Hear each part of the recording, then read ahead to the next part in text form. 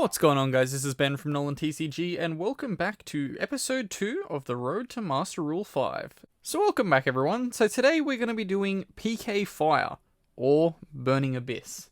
So we have based this list off a few decks that were floating around pre-Master Rule 4, in particular Thomas Rose's, I think it was YCS Liverpool list. We have taken a couple of techs out of that, because we really want to test it out, along with the new stuff.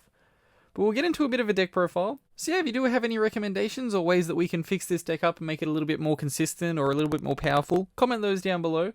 If you are new here, hit that subscribe button. We'll be doing these on the way to Master Rule 5 all the way up to April. And yeah, let's get into a little bit of a deck profile. Okay, so starting us off, we have our Burning Abyss package. You can always change this to whatever you would like to play or whatever you feel comfortable with playing at your locals, or if you're going to a regional and you want to try this out. But yeah, starting us off, we're just going with the standard 1 Graph and 1 Seer. Then we got triple Farfar, double Skarm, the 1 Libic, then a Babar, Ailich, and Calcab, and then the 1 Rubik we're playing just because we can go into the synchros and not have to stress about clogging link zones and stuff. Then, thanks to the new ban list, we do need to chase another super, but we got 2 copies of Tour Guide. Now that Tour Guide is back at 2, we can play 2 Tour Guide. Then following that up, we got triple Fiendish Rhino Warrior. And then for our Phantom Knight engine, we're playing 3 copies of Boots, 2 copies of Cloak, and a Ragged Gloves. Okay, so next off, going into the spells is where we have a little bit of text that used to be old text, but we're going to make them new again.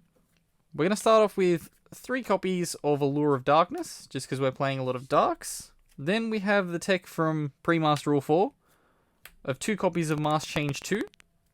Then, thanks to the new ban list, we have 1 Pot of Avarice.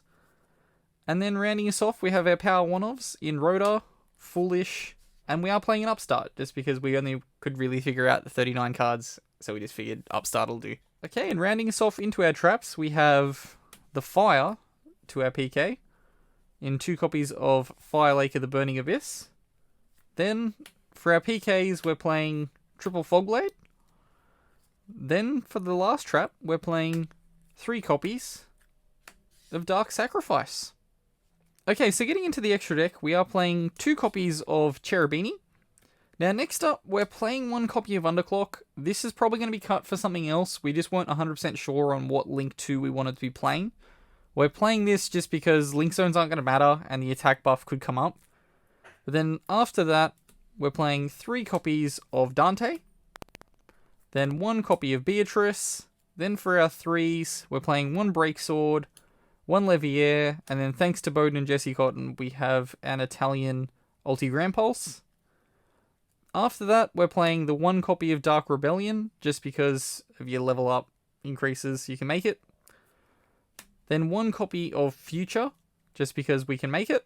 And finally, again, we can use this card. After that, we've got the 1 copy of Virgil for our Synchro plays. Then we have the Pilgrim and the Dark Lord to finish us off.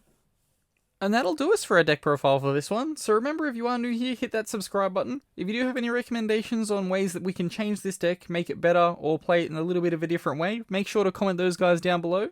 And as always, this has been Ben from NolanTCG, and have a good afternoon, everybody.